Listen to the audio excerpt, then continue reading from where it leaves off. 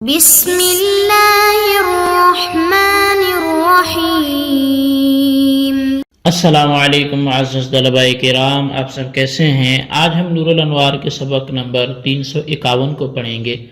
آج کے ہمارے سبق کا عنوان ہے علا کا بیان۔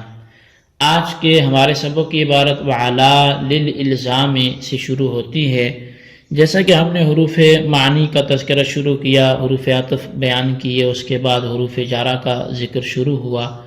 تو حروف جارہ میں ہم نے با کو الصاق کے لیے ہونا یہ پڑھا، اور اب جو آج ہم جس حرف کو پڑھنے جا رہے ہیں وہ علا ہے۔ تو علا کے اندر یہ اس کا اصل معنی کیا ہے اور یہ با کے معنی میں کب آتا ہے، یہ باتیں ہم آج پڑھیں گے۔ تو آئیے سب سے پہلے عبارت پڑھ کے اس کا ترجمہ کرتے ہیں، اس کے بعد وضاحت کی طرف بڑھتے ہیں۔ مصنف علیہ رحمہ لکھتے ہیں وعلا للالزام، اور حرف علا لازم کرنے کے لیے آتا ہے۔ فقولہ لہ علی الف درہم یکون دینا الا ان یتصل بہ الودیعۃ، پس اس کا قول لہ علی الف درہم یہ دین ہوگا، مگر یہ کہ اس سے ودیعت کا لفظ متصل ہو۔ لأن حقیقت علا فی اللغت الاستعلاء، والاستعلاء قد یکون حقیقتا نحو زید علی السطح، اور اس لیے کہ جو علا حقیقت استعلاء کے لیے ہے یہ لغت میں، اور استعلاء کبھی حقیقتاً ہوتا ہے جیسے زید علی السطح، زید چھت پر ہے، اور کبھی یا سطح مطلب بلندی پر، اور کبھی حکمن ہوتا ہے وقد یکون حکمن، اور کبھی یہ استعلاء حکمن ہوتا ہے بأن یلزم علی ذمتہ مثل لہ علی الف درہم، بائیں طور پر کہ کوئی شخص اپنے ذمہ کچھ لازم کر لے، جیسے وہ کہے لہو علی الف درہم کہ فلاں کے مجھ پر 1000 درہم ہیں، تو فکأنہ یعلوہ ویرکبہ فیجب علیہ،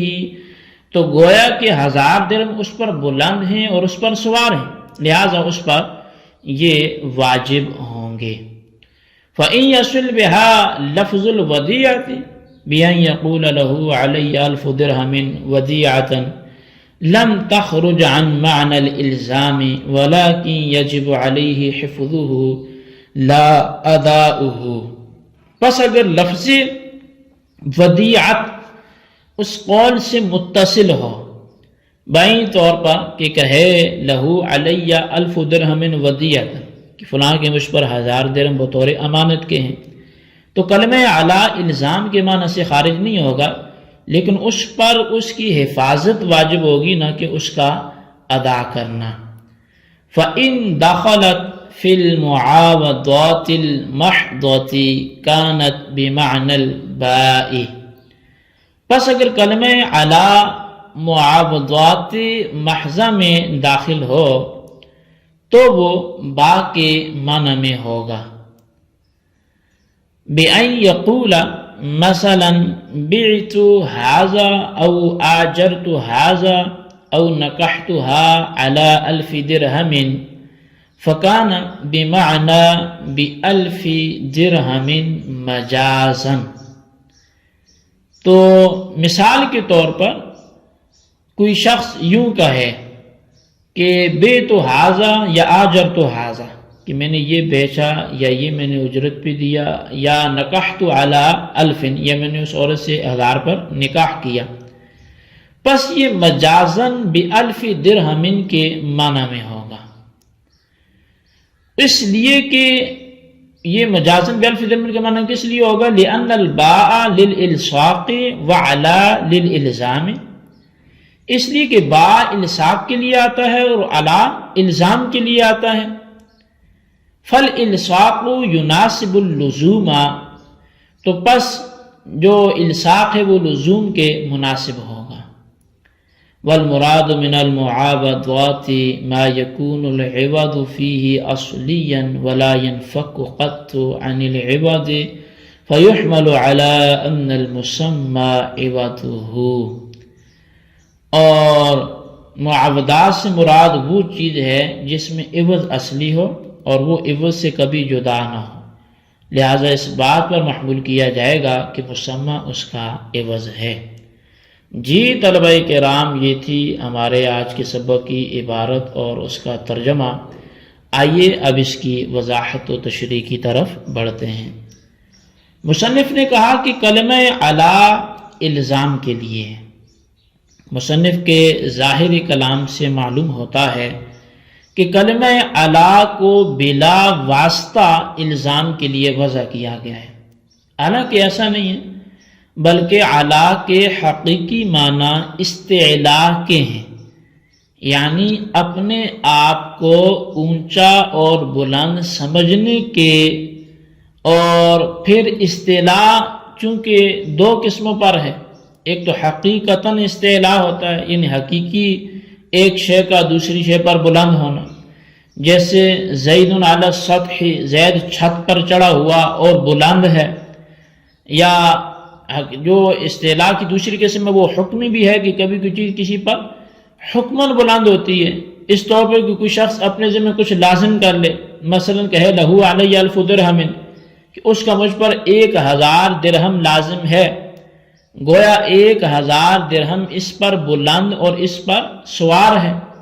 اور جب ایسا ہے تو 1000 درہم اس پر واجب ہوں گے۔ تو شارح فرماتے ہیں کہ اس قول کے ساتھ اگر لفظ ودیعت متصل کیا گیا اور یوں کہا گیا لہو علی الف درہم ودیعتن، تو کلمہ علی الزام کے معنی سے تو خارج نہیں ہوگا، لیکن اس پر ان دراہم کی حفاظت کرنا واجب ہوگا اور ان کو ادا کرنا واجب نہیں ہوگا، کیونکہ اس کا قول ودیعتن علی الف لہو علی الف درہم کے لیے بیان تغییر ہے، اس طور پر کہ علی الف سے 1000 درہم بطور دین ذمہ میں لازم ہوئے تھے اور ان کا ادا کرنا لازم تھا، اور لفظ ودیعتن سے صرف ان کی حفاظت لازم ہوتی ہے، بس چونکہ لفظ ودیعت سے پہلے کلام کا حکم تبدیل ہو گیا، اس لیے لفظ ودیعت پہلے کلام کے لیے بیان تغییر ہوگا، اور ودیعت کی صورت میں چونکہ صرف حفاظت لازم ہوتی ہے، ادائیگی لازم نہیں ہوتی، اس لیے یہاں بھی ان دراہم کی حفاظت لازم ہوگی اور ادائیگی لازم نہیں ہوگی۔ اب مصنف نے کہا کہ اگر کلمہ علی معاودات محضہ میں داخل ہو تو وہ با کے معنی میں ہوگا۔ محضہ کی قید لگا کر طلاق بالمال اور عتاق بالمال سے احتراز کیا گیا ہے، اس لیے کہ معاودات محضہ سے مراد وہ ہے جو اسقاط کے معنی سے خالی ہو، اور طلاق اور عتاق دونوں میں اسقاط کے معنی موجود ہیں، لہذا یہ دونوں معاودات محضہ سے خارج ہوں گے۔ بہرحال اگر کلمہ علی معاودہ میں استعمال ہو تو وہ با کے معنی میں ہوگا۔ مثال کے طور پر کسی نے کہا بیت حاضل عبد علی الف، یا آجرت حاضل علی الف، یا کہا نکحت حاضہ علی الف۔ اب ان تینوں صورتوں میں علی جو ہے یہ مجازن با کے معنی میں ہوگا، اور مطلب یہ ہوگا کہ بِأَلْفٍ، یعنی میں نے 1000 کے عوض فروخت کیا، یا 1000 کے عوض اجرت پہ دیا، یا 1000 کے عوض اس سے نکاح کیا، کیونکہ با الصاق کے لیے آتا ہے اور علی الزام کے لیے آتا ہے، اور الصاق الزام کے مناسب ہے اس طور پر کہ جب ایک شے دوسری شے پر لازم ہوگی تو وہ اس کے ساتھ ملصق بھی ہوگی، بس معلوم ہوا کہ لزوم کے ساتھ الصاق ضرور متحقق ہوگا۔ بہرحال جب الزام اور الصاق یعنی با اور علی کے معانی کے درمیان مناسبت موجود ہے تو مجازن علی کو با کے معنی میں لیا جا سکتا ہے۔ والمراد من المعاودات سے ایک سوال مقدر کا جواب ہے، اور وہ سوال یہ ہے کہ معاوضہ محضہ وہ ہے جس کے مفہوم میں مال داخل ہو، لہذا نکاح کو معاوضہ محضہ شمار کرنا درست نہیں ہوگا، کیونکہ نکاح کے مفہوم میں مال داخل نہیں ہے، حالانکہ شارع نے معاوضہ محضہ کی مثال میں نکاح کا بھی ذکر کیا ہے۔ اسی کا جواب دیتے ہوئے شارع نے فرمایا کہ معاوضات سے مراد وہ ہے جس میں عوض اصلی ہو، یعنی عارضی نہ ہو، عوض کبھی اس سے جدا نہ ہوتا، اور نکاح میں یہ سب باتیں چونکہ موجود ہیں اس لیے نکاح بھی معاوضات میں سے ضرور شمار ہوگا۔ تو غرض یہ کہ کلمہ اعلیٰ جب معاوضات میں با کے معنی میں ہوتا ہے تو اعلیٰ کا مدخول اس کا عوض ہوگا۔ جی طلبہ کرام، یہ تھی ہمارے آج کے سبق کی عبارت اور اس کا ترجمہ اور اس کی وضاحت۔ آج کے سبق کو آپ اچھی طرح سمجھیں، اس کے خلاصے کو رجسٹر پر لکھیں، بالخصوص ان سوالات کے جوابات دیں۔ سوال نمبر 1 یہ ہے کہ استعلاء کی قسمیں بیان کریں، اور سوال نمبر 2 یہ ہے کہ اعلیٰ کا مجازی معنی تحریر کریں۔ اللہ تبارک و تعالیٰ سے دعا ہے جو کچھ ہم نے پڑھا سنا سے یاد رکھنے کی توفیق نصیب فرمائے، آمین بجاہ نبی الامین صلی اللہ علیہ وسلم۔